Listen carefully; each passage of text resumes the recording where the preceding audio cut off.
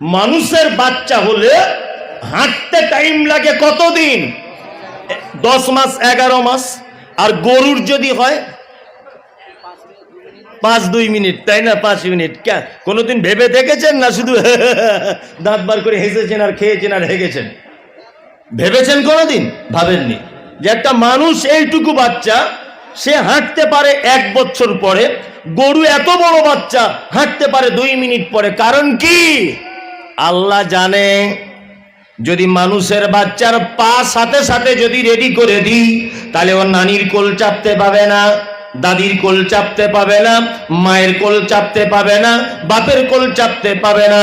আল্লাহ কোরআন মাজিদে বলেছেন, খলাকাল ইনসানা ফি আহসানি তাকওয়িম। সারা পৃথিবীতে আমি আল্লাহ যত যা কিছু বানিয়েছি, মানুষের মতো বড় আদর করে আর কাউকে বানাই নাই।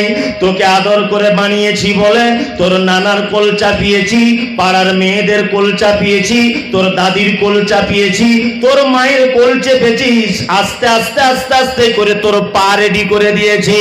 বাচ্চা ছেলেদের পা হয়ে গেলে কেউ কোলে নিতে চায় না, কিন্তু পা হওয়ার আগে সবাই কোলে করে নিয়ে পাড়ায় পাড়ায় ঘোরে। আমার আল্লাহ জানে গরুর পা আগে থেকে রেডি করে দিতে হবে। কারণ হলো এই, ওর নানি নাই, ওর দাদি নাই, ওর খালা নাই, ওর ফুপু নাই, কেউ নাই। আর অত বড় প্রাণী কেউ কোলে করে নিয়ে ঘুরবে না। ওই জন্য আগে থেকে আমি আল্লাহ তার পা রেডি করে দিয়েছি। আমার নাম হলো রব। আমার নাম রব। তারপরে কি বলি? আর রহমানির রহিম। রহমান মানে কি জানা আছে? দয়ালু। রহমান মানে দয়ালু, রহিম মানে দয়ালু। দুটো দয়া পাশাপাশি কেন? পাশাপাশি দুটো দয়া কেন? এ খুব দান করে, মোটামুটি দান করে সালমান। আমরা কি বলি? দানি, তাই না? এর পাশে যে ও বসে আছে, ও এর থেকে অনেক গুণ বেশি দান করে। ওকে কি বলবো? দাতা। ওর থেকে আমি আরো বেশি দান করি, আমার দানের শেষ নাই। আমাকে লোক কি বলবে? দানবীর। দানবীর মানে যার দান বেসুমার, যার দানের কোনো শেষ নাই, এ হচ্ছে দানবীর। আল্লাহর নাম দয়ালু, রহমান। আল্লাহর আর একটা নাম রহিম, ওটা দয়ালু। জগৎ কটা? এহ জগৎ আর পরজগৎ। মানুষ মারা যাবার পরে আর একটা জগৎ আছে না নেই? আছে, তাই না? এই জগতের জন্য শব্দ ব্যবহার হয়েছে রহমান। আর ইহকাল অর্থাৎ পরকালের জন্য শব্দ ব্যবহার করেছে রহিম। দুটো দয়া দুই জায়গাতে হবে। কি বললাম বুঝলেন? জি, আপনাকে একটা জিনিস বোঝানোর জন্য বলছি। আমি এখন ধরে নেন কংগ্রেস পার্টি করছি, ধরে নেন বোঝানোর জন্য। তা আমার পার্টি থেকে 10টা ঘর এসেছে। কটা? 10টা। আমাদের পাড়ায় 10টা ঘর।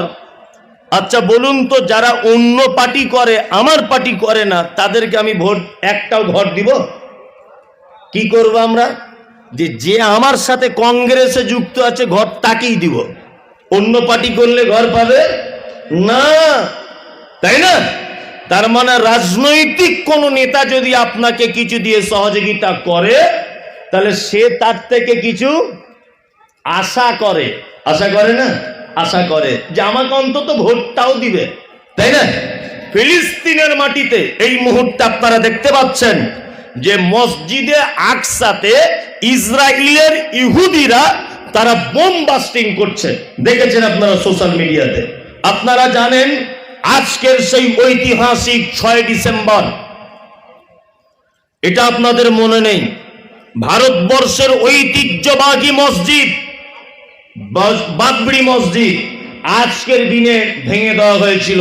আজকেই সেই 6 ডিসেম্বর, আজকের দিনে ভারতবর্ষের অনেক নিরীহ একেবারে একনিষ্ঠবান মুসলিমকে কচু কাটা করে দেওয়া হয়েছিল ওই আপনার বাবরি মসজিদ বাঁচাতে জন্য। এটা আপনারা জানেন, বাবরি মসজিদ ভেঙে দেওয়া হয়েছিল 6 ডিসেম্বরে। আচ্ছা বলুন, যারা এই মসজিদ ভাঙতে সহযোগিতা করেছিল তারা ভালো লোক না খারাপ লোক? খারাপ লোক। ত্রিপুরার মাটিতে আপনারা দেখেছেন মসজিদ ভাঙা হয়েছে, আগুন লাগিয়ে দেওয়া হয়েছে। ফিলিস্তিনের মাটিতে মসজিদে আগুন দিয়ে দেওয়া হচ্ছে, আকসাতে অসংখ্য নিরীহ বাচ্চা, শিশু, বৃদ্ধা সমস্ত মানুষকে লাগাতার হত্যার লীলা চলছে ফিলিস্তিনের মাটিতে। এগুলো আপনারা সোশ্যাল মিডিয়াতে দেখছেন। আচ্ছা বলুন, 10 দিনের জন্য যদি এই সারা পৃথিবীর দায়িত্বটা আপনার কাছে যদি দেওয়া হতো, 10 দিন, যে আপনার কাছে সারা পৃথিবীটা আপনার দায়িত্ব 10 দিন দেওয়া হবে, তাই তো? কে দিচ্ছে দায়িত্ব? আল্লাহ দিচ্ছে। বোঝানোর জন্য বলছি, আল্লাহ আপনাকে বলছে, যাই ভোলাডাঙ্গার আব্দুল্লাহ 10 দিন পৃথিবীটা তুই চালা, আমি তোর ক্ষমতায় দিয়ে দিলাম। আর এই 10 দিনের ভিতরে যদি বাবরি মসজিদ ভাঙা হয়, তা যারা মসজিদটা ভেঙেছে তাদের অক্সিজেন আপনি বন্ধ করে দিবেন কি দিবেন না? বন্ধ করে দিবেন। শালা আমাদের মসজিদ ভাঙছে, তুমি নিঃশ্বাস নেবে, আমার নিঃশ্বাস বন্ধ, তোকে খেতে দিব না, বলবে কি বলবে না? বলবে। ওর সব কাজে বাধা দিয়ে দিবে, দিবে কি দিবে না? আল্লাহ বলে, আমার নাম রহমান, বাবরি মসজিদ ভেঙেছ তবু আমার দয়া থেকে বঞ্চিত হবে না। মসজিদে আকসা ভেঙেছ, আমার দয়া থেকে বঞ্চিত হবে না। নামাজ পড়লেও তোমার জমিতে বৃষ্টি দিব, নামাজ না পড়লেও তোমার জমিতে বৃষ্টি দিব। তুমি বাটপার হও, চোর হও, দাগাবাজ হও, মসজিদের বিরুদ্ধের লোক হও, ইমানের শত্রু হও, কোরআনে লাথি মারো, কোরআনকে অপমান করো, যা কিছু করো তুমি করো না কেন, আমি আল্লাহ বলছি আমার দয়া থেকে তোদেরকে বঞ্চিত করব না। আমার নাম হলো রহমান। সারা পৃথিবীর যত মানুষ আছে, আপনাকে যদি দয়া করে কিছু অন্তত বিনিময় গ্রহণ করে, আমি এলাম মসজিদে, সালমান আমাকে 1 গ্লাস পানি দিল, হুজুর এই পানিটা আপনি পান করুন। আমি পানিটা পান করছি, ওর মনে একটা উদ্দেশ্য আছে, হুজুর একজন মেহমান লোক বাইরে থেকে এসেছে, যদি 1 গ্লাস পানি যদি হুজুরকে দিই তাহলে আমি 10টা অন্তত নেকি পাবো। আমি যতবার এসেছি সমীরের বাড়িতে খেয়েছি, ওর স্ত্রী আমাকে রান্না করে খাইয়েছে, ওরা 2 স্বামী স্ত্রী আমাকে যত্ন আহ্বান করেছে। সমীর আমাকে যত ভালোই বাসুক না কেন, ওর মনে একটা জিনিস আছে, হুজুর মানুষ খাওয়ালে নেকি পাবো। আমার থেকে টাকা চায় না, আমার থেকে পয়সা চায় না, আমার থেকে কিছু চায় না, কিন্তু আমার মাধ্যমে আল্লাহর দরবারে কিছু নেকি চায়। তার মানে বোঝা গেল সারা পৃথিবীতে কেউ আপনাকে বিনা স্বার্থে ভালোবাসে না, কিন্তু আল্লাহ বলছে আমার নাম হলো রহমান। বান্দা মসজিদে তোকে সারা দিনে 5 বার মুয়াজ্জিনকে দিয়ে ডাকিয়েছি, একবারও এলি না, কিন্তু আমার রহমতের বৃষ্টি তোর জমি থেকে বঞ্চিত হবে না, আমার অক্সিজেন তোকে বঞ্চিত করবে না, আমার চোখের পাওয়ার তোকে বঞ্চিত করবে না, তোকে আমি এমনিতেই দিয়ে দিব, তার কোনো বিনিময় চাই না।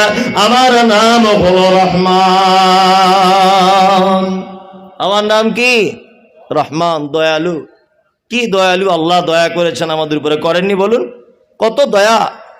বাড়িতে ভিখারি এসেছে, আমার দিকে দেখুন, বাড়িতে ভিখারি এসেছে, লা ইলাহা ইল্লাল্লাহ, মা দুটো ভিক্ষা দাও। তো দরজা খুলেছে, ভিখারি যে বলছে তুমি নামাজ পড়ো? নামাজ পড়ি না। হাসতে হাসতে ভিখারিটা বলছে নামাজ পড়ি না। তখন বাড়িওয়ালা বলছে বেরোন থেকে, নামাজ পড়ে না, ভিক করতে এসেছে, যাও। তাড়িয়ে দিয়েছে। আর একজন এসেছে, মা দুটো ভিক্ষা দাও। তা লোকটা দরজা খুলেছে, খুলে দেখছে ফকিরটার হাতে বড় একটা মোবাইল। বাড়ির লোক তখন বলছে কত বড় বাটপার চিটিংবাজ, বড় মোবাইল নিয়ে ভিক করতেছে, বেরোন থেকে। আধ ঘন্টা পরে, মা আমার মেয়ের বিয়ের জন্য এসেছি, কিছু দিলে হতো না? তো ওর বউ দরজা খুলে দেখছে শান্তিপুরের তাঁতের শাড়ি পরে বউটা এসেছে। তখন বাড়িওয়ালিটা বলছে আমার বর রাজমিস্ত্রি ঠিকাদারি করে, আমরা এত দামি শাড়ি পরতে পারি না, তা তুমি ভিক্ষা করছো বা শান্তিপুরের তাঁতের শাড়ি পরে? ঢং তো তোমার সাংঘাতিক দেখছি, হ্যাঁ ঢঙের মাসি, যাও কেন বেরো। ওকেও তাড়িয়ে দিল, দিল না? দিল। কিসের কারণে তাড়ালেন? দেবেন কত, দিবেন কি? 10 টাকার নোট থাকলে 1 টাকা দিয়ে 9 টাকা ফেরত নিবেন। আপনি নিবেন কি নিবেন না? খুব বেশি যদি হয় 1 মুঠা চাল দিবেন, আরো খুব যদি বেশি হয় মাছের কাঁচা ফসল একটা, তাকে লাউ দিলেন, এছাড়া আর কিছু দিবেন না। এই 1 টাকা দিবেন বলে তাকে বলছেন তুমি নামাজ পড়ো কি না বলো, বলছে পড়ি না। ওকে তাড়িয়ে দেওয়া হলো। তুমি এত দামি শাড়ি পরেছো কেন, তোমাকে তাড়িয়ে দেওয়া হলো। তোমার হাতে মোবাইল কেন, তোমাকে তাড়িয়ে দেওয়া হলো। কিন্তু আল্লাহ বলছে বান্দারে 1টা টাকা দিবি, তার কারণে জিজ্ঞাসা করছিস নামাজ পড়িস কিনা। বান্দা তোকে আমি প্রতিদিন খেতে দিই, আমার নিঃশ্বাস প্রতিদিন নিস, আমি আমার খাদ্যর লোকমা থেকে তোকে কোনোদিন বঞ্চিত করি না, কোনোদিন বঞ্চিত করি না। তুই তোর বাড়ির 1 টাকা দিবি, তাই কত অভিনয় করে ভিখারি নেটাকে বাড়ি থেকে তাড়িয়ে দিলি। কিন্তু আমি আল্লাহ, তুই নামাজ পড়িস না, জুয়ো খেলিস, তাস খেলিস, মদ পান করিস, তারপরেও রুজি কে দেয়? আল্লাহ দেয়। তারপরে কি শব্দ আছে? মালিকি ইয়াউমিদ্দিন। কাল সকালে যদি পেপারে বার হয় মাটির তলায় কিছু লোক পাওয়া গেছে খুঁজে, মাটির তলায়। আচ্ছা, আপনাকে বিশ্বাস করবেন? যারা বিশ্বাস করবে না ওদের ঈমান চলে যাবে। যদি বলছেন কেমন? আলাম 1 বচন, আলামিন বহু বচন, তাই না? এই যে জগৎ, এর উপরে নিচে জগৎ থাকলে থাকতে পারে। আল্লাহ বলছে আলামিন, অসংখ্য এরকম জগতের মালিক আমি আল্লাহ।